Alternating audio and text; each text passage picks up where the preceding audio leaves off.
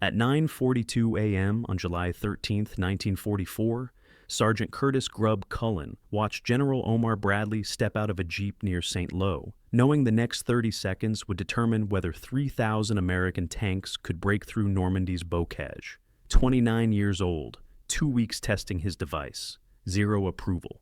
First Army had lost over 400 Shermans in 6 weeks trying to cross Norman hedgerows.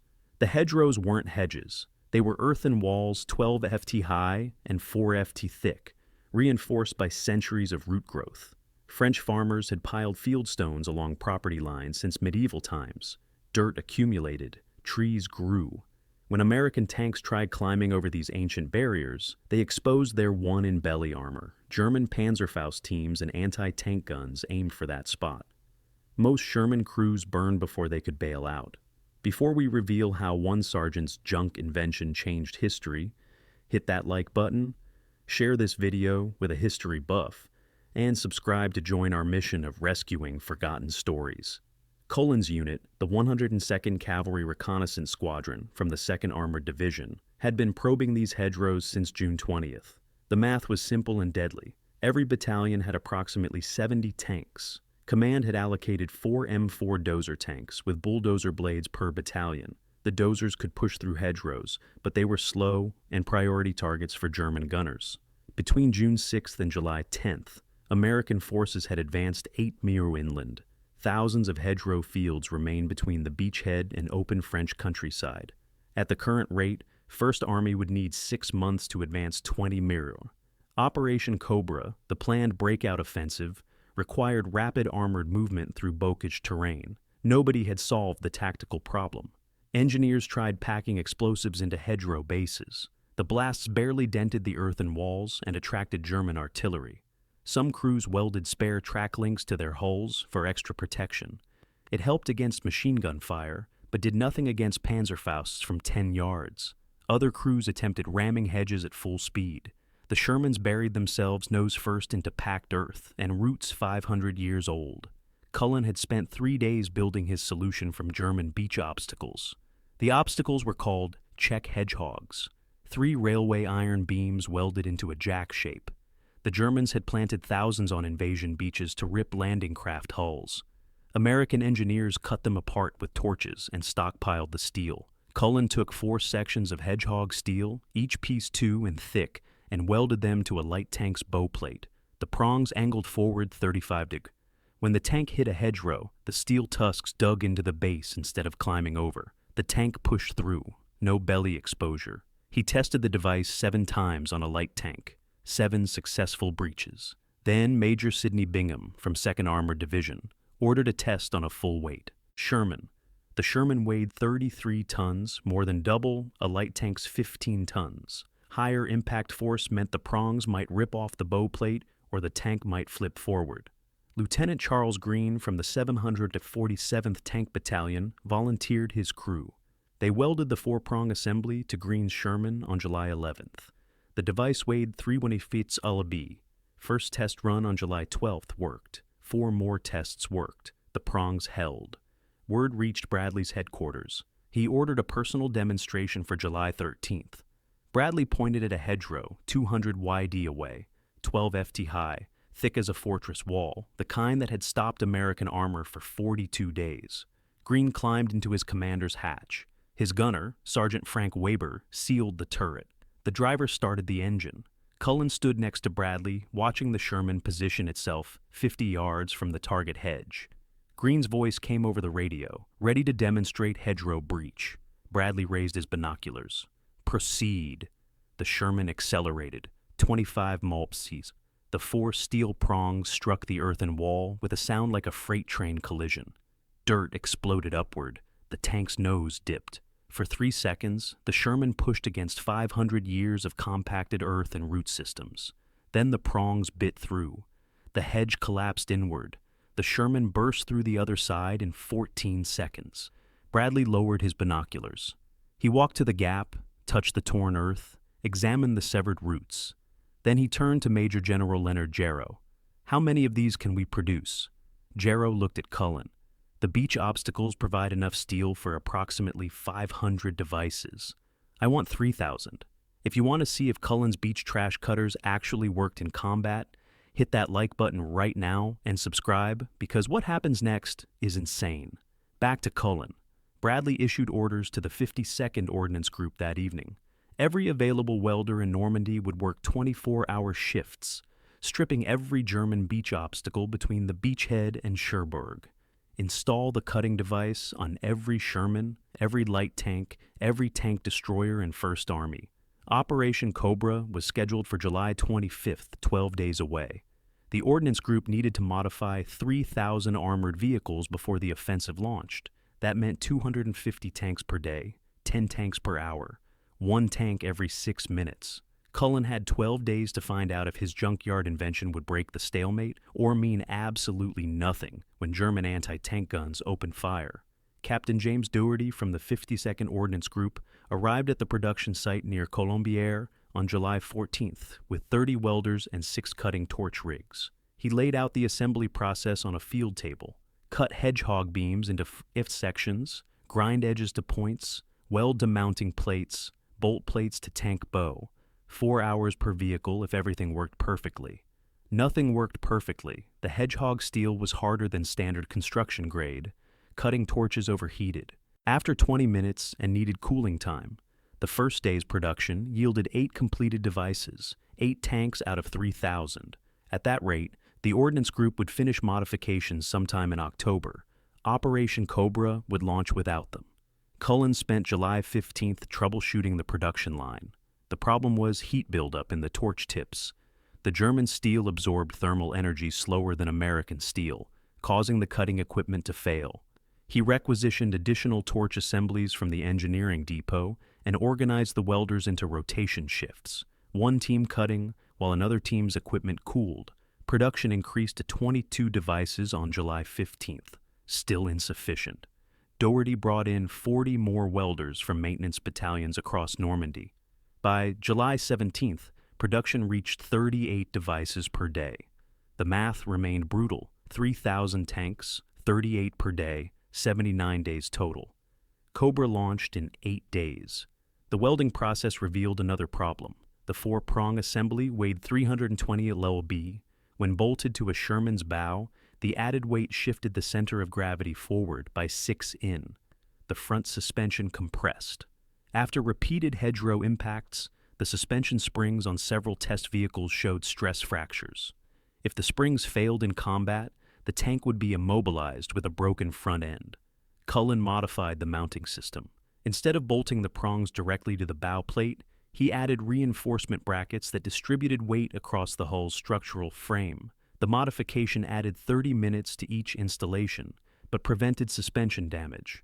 By July 19th, 6 days before Cobra, production reached 64 devices per day. The Ordnance Group had completed approximately 400 modifications. 2,600 tanks remained. Bradley's staff sent a priority message. The general wanted a minimum of 2,000 Rhino tanks for the offensive. If the Ordnance Group couldn't meet that number, Cobra might be delayed.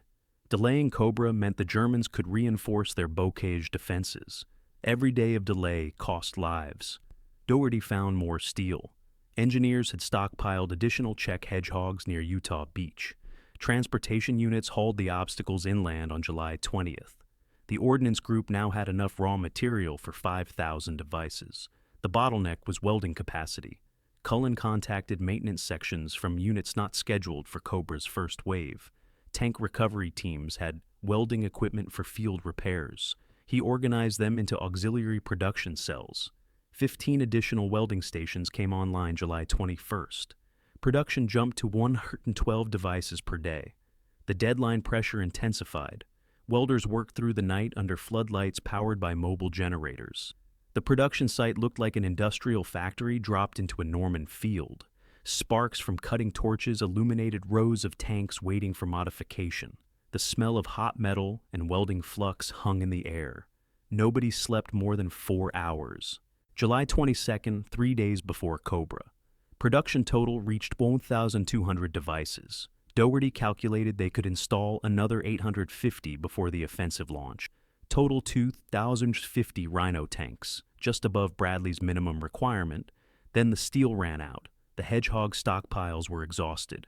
The ordnance group had processed every German beach obstacle between the beachhead and Cherbourg. Engineers found approximately 300 more hedgehogs scattered along minor beach exits, but transportation was tied up, moving ammunition and fuel for Cobra. The obstacles wouldn't arrive in time. Dougherty considered alternatives. Railroad tracks could substitute for hedgehog steel. The tracks were softer than German steel, but available in quantity. Several units had already experimented with railroad-based designs. Lieutenant Charles Green's battalion, the 747th, had welded massive railroad tie prongs to several tanks. They called it the Green Dozer. The railroad prongs were heavier and cruder than Culin's design, but they worked.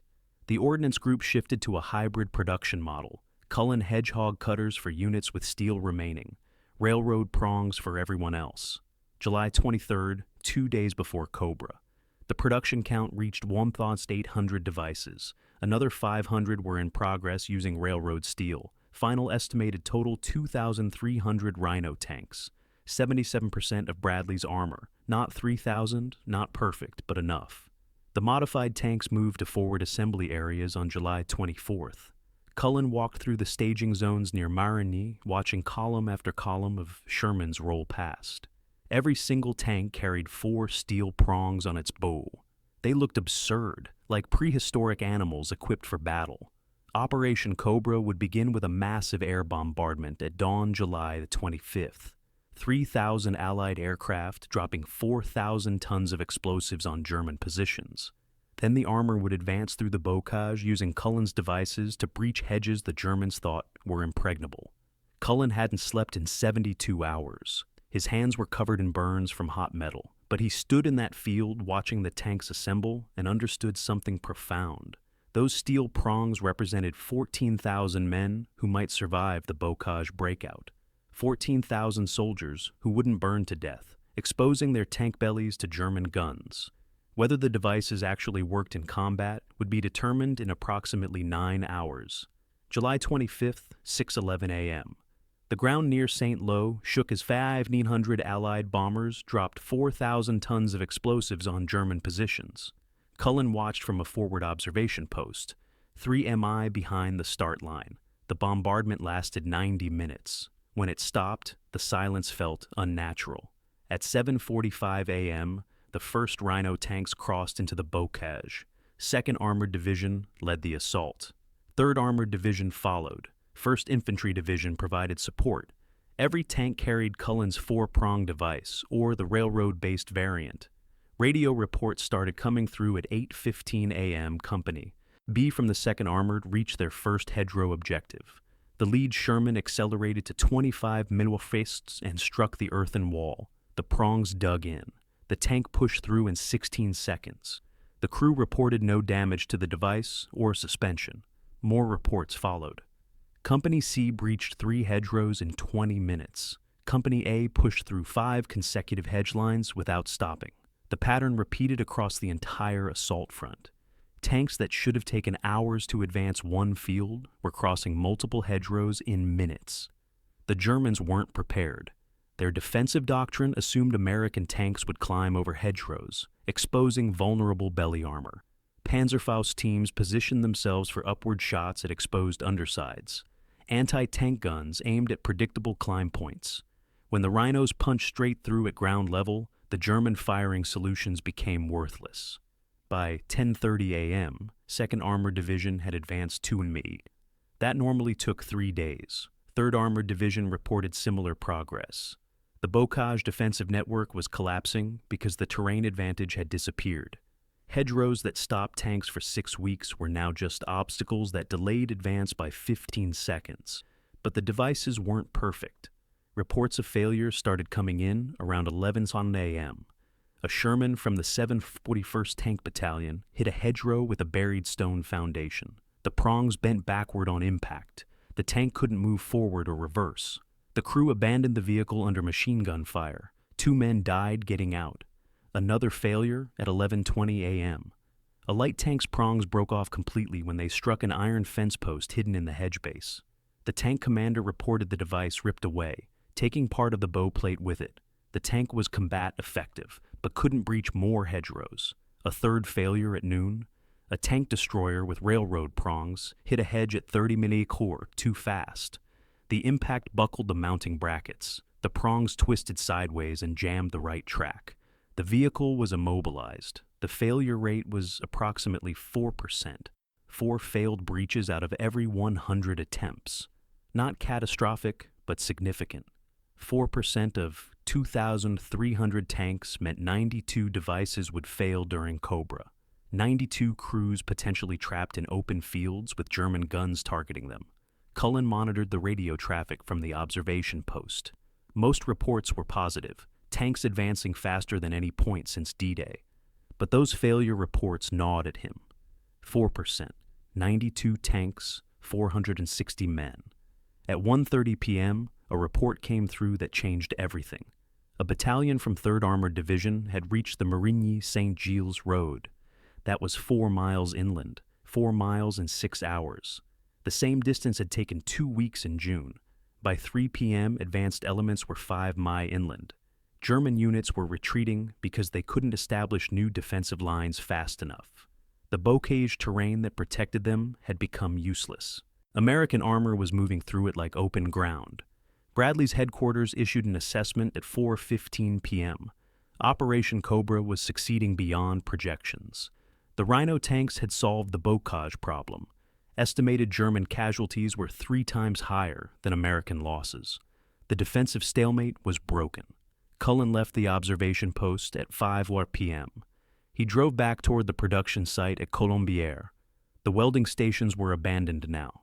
All the tanks had moved forward. The field was empty except for cut steel scraps and burnt-out torch tips. He sat on a Jeep hood and tried to process what happened. A sketch on a ration box 3 weeks ago. Beach obstacle steel welded to tank bows. And now the entire Normandy front was moving because tanks could punch through hedgerows instead of climbing over them.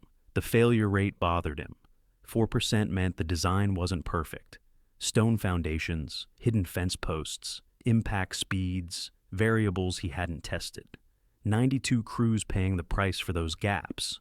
But 2,200 devices worked. 14,000 men advancing through terrain that should have killed them. The math was brutal but clear. 4% failure was better than 60% casualties from exposed belly armor. As the sun set, he could hear artillery fire in the distance. The front had moved 8 mi inland, 8 mi in 1 day. The bocage was behind them now. July 26th, Bradley's headquarters issued production orders for additional hedge cutters. Units advancing beyond the bocage were encountering scattered hedge lines in interior France. The devices remained useful. The Ordnance Group received authorization to produce another 500 units using remaining railroad steel. By July 28th, the production count reached 2,150 modified tanks. That represented approximately 60% of First Army's armored vehicles. The remaining 40% were specialized vehicles that couldn't mount the devices or units held in reserve. The geographic spread was remarkable. 2nd Armored Division used Rhino tanks from Saint-Lô to Coutances.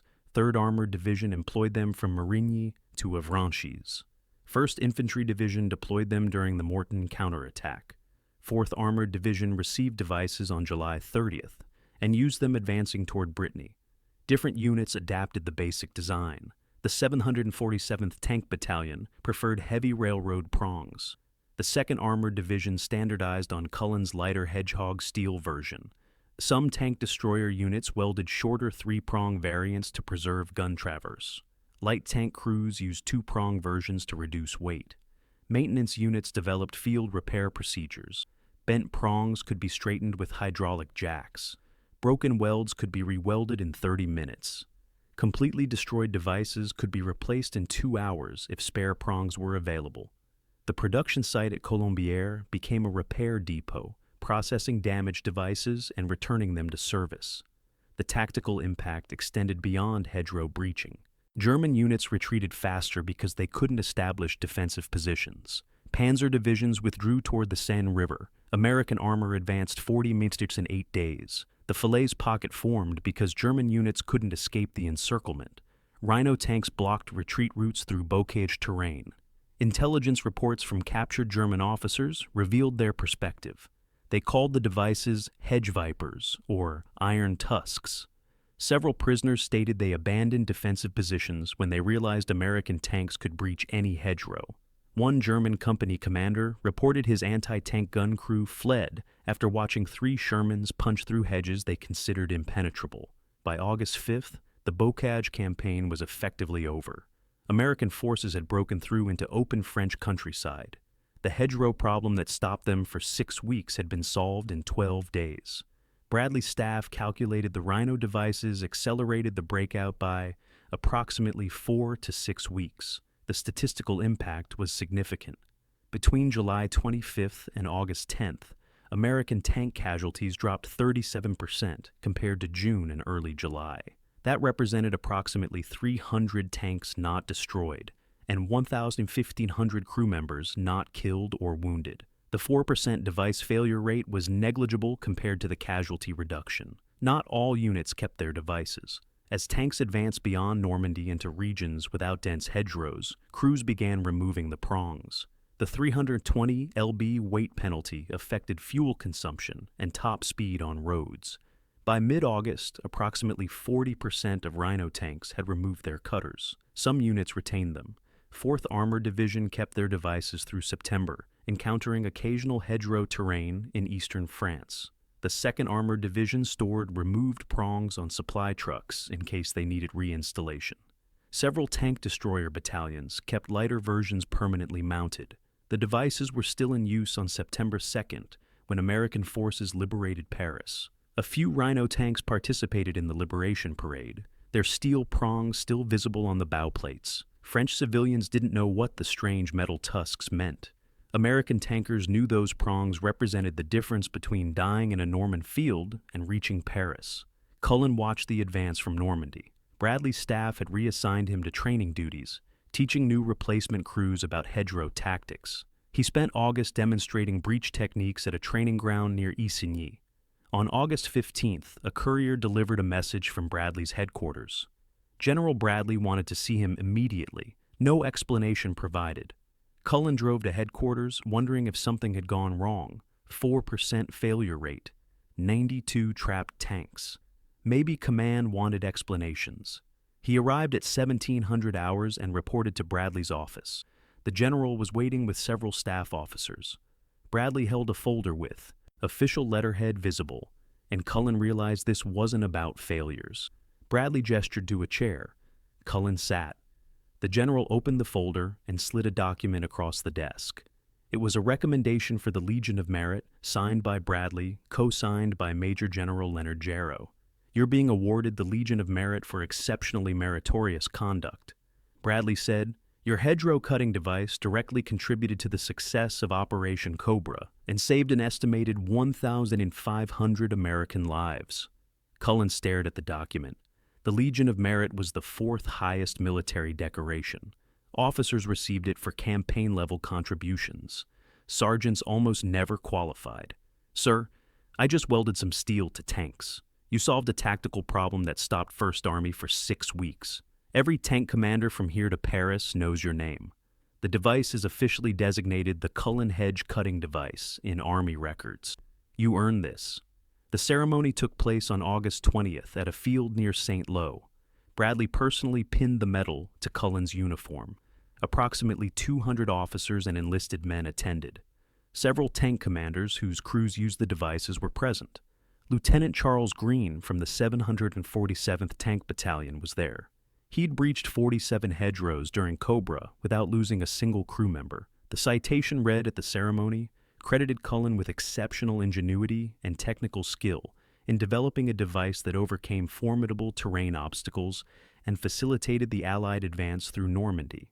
It mentioned the production of 2,850 devices and the estimated casualty reduction. News of the award reached other Allied armies. British tank units requested technical specifications for the device. The British Army's 21st Army Group produced approximately 300 similar designs, though they called them prongs instead of rhinos. Canadian armored divisions manufactured 200 devices using salvaged German steel from their own beach sectors. The Soviet Union received technical drawings through Lend-Lease channels, but never adopted the design. Soviet tank doctrine emphasized overwhelming force rather than terrain adaptation. They solved bocage-type problems by concentrating artillery fire until obstacles ceased to exist. The Culin device appeared in training manuals by September. The Army's Armored Force School at Fort Knox added hedgerow breaching techniques to its curriculum. New tank crews learned the tactical doctrine. Approach at 25 mph. Strike the hedge base. Maintain forward momentum for 15 seconds. Clear the opposite side. Continue advance.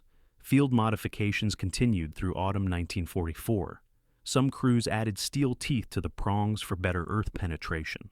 Others welded angle deflector plates to prevent the prongs from catching on buried obstacles. A few innovative crews created folding versions that could be retracted when not needed. The devices saw limited use after Normandy. The terrain beyond the bocage didn't require specialized breaching equipment. By October, most units had removed and stored their prongs. The few hedgerow encounters in Belgium and Germany were handled with standard dozers or infantry explosives. But the tactical lesson remained. Field improvisation using available materials could solve problems that stopped entire armies.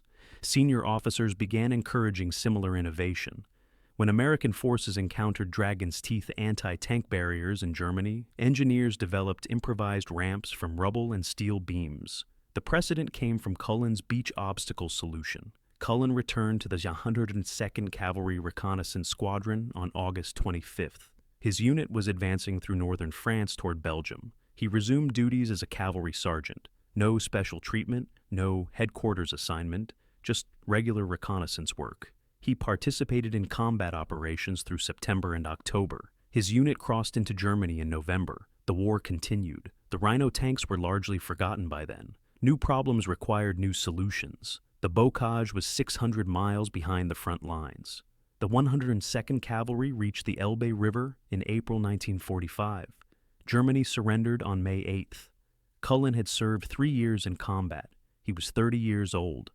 The war was over. He returned to the United States in June 1945 and received his discharge papers. The Legion of Merit was listed in his service record. So was his role in developing the hedgerow cutter. But civilian life didn't care about wartime innovations. He needed a job. What happened to Culin after he returned home would determine whether his contribution disappeared into history or became something remembered. Culin returned to Cranford, New Jersey in July 1945. He married Bernice Enright in September. They moved to New York City, where he found work with Schenley Industries, a spirits company. The job had nothing to do with tanks or military engineering, just regular employment for a man trying to rebuild civilian life. The hedgerow cutter story followed him. Local newspapers ran articles about the Cranford sergeant who invented the device that broke the Normandy stalemate. The Cranford Citizen and Chronicle published a feature on September 7, 1944, while Culin was still in France. The article described how he showed his plans to his captains and how General Bradley called it revolutionary, but national recognition was limited. The war continued through 1945. Other innovations and battles dominated news coverage. The atomic bomb, victory in Europe, victory in Japan. A tank modification from July 1944 became historical footnote material. General Bradley changed that. He published his memoirs, A Soldier's Story, in 1951. The book included detailed descriptions of the bocage problem and Culin's solution. Bradley wrote that the device was so absurdly simple that it had baffled an army for more than 5 weeks. He credited Culin by name and described watching the demonstration on July 13th. The memoir brought renewed attention. Military historians began citing the Culin device as an example of field innovation solving strategic problems. The Army's Official History of the European Theater, published in 1953, dedicated several paragraphs to the hedgerow cutters and their impact on Operation Cobra. But Culin himself remained relatively unknown outside military history circles. He worked at Schenley Industries through the 1950s. He was a member of the Sons of the American Revolution, connecting to his family's Revolutionary War heritage through Colonel Curtis Grubb. He lived quietly in New York City. No interviews, no speaking engagements, just a regular life. The tactical doctrine inspired by his innovation had lasting impact. The Army revised field manuals to emphasize improvised solutions using available materials.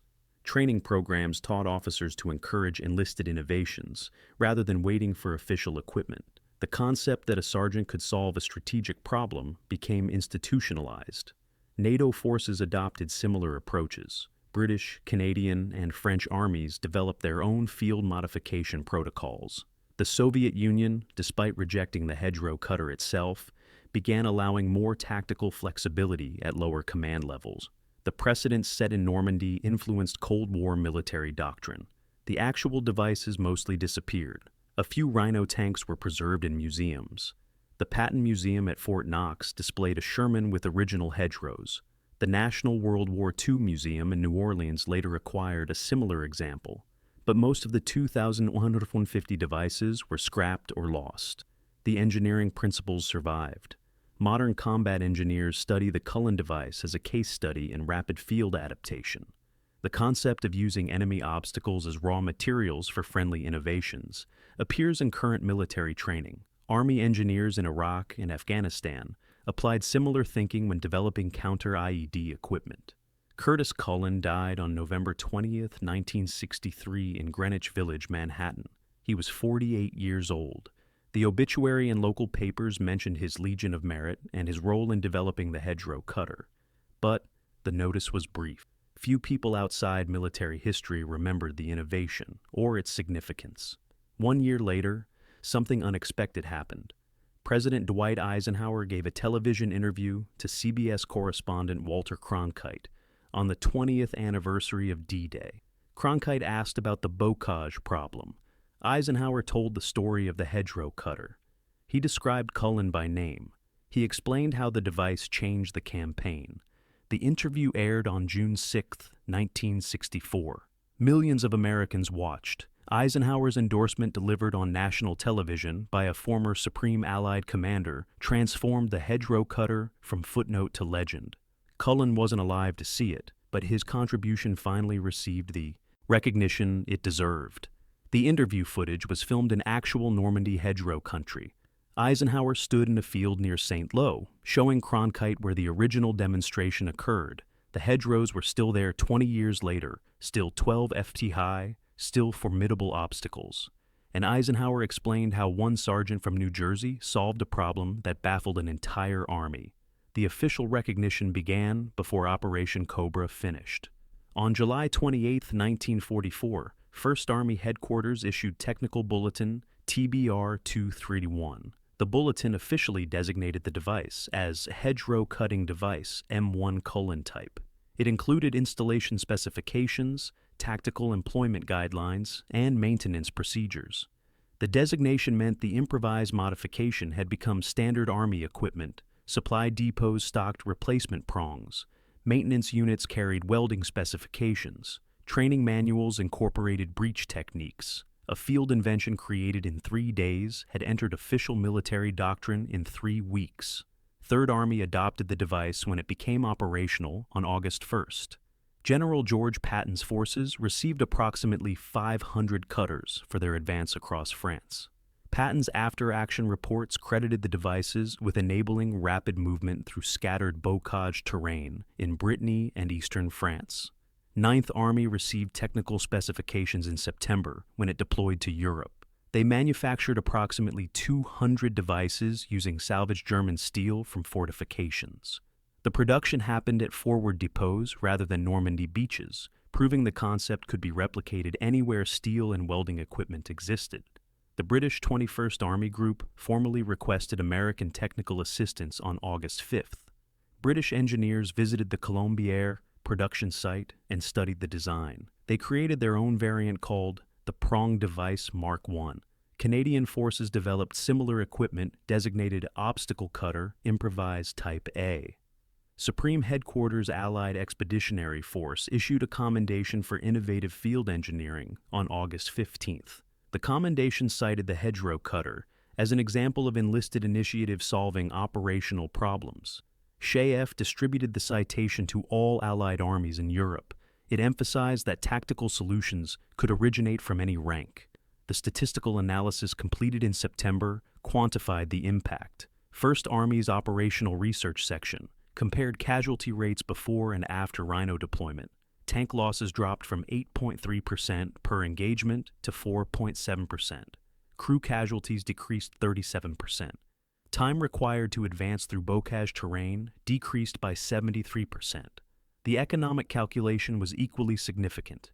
Each destroyed Sherman cost approximately $63,000 in 1944 currency.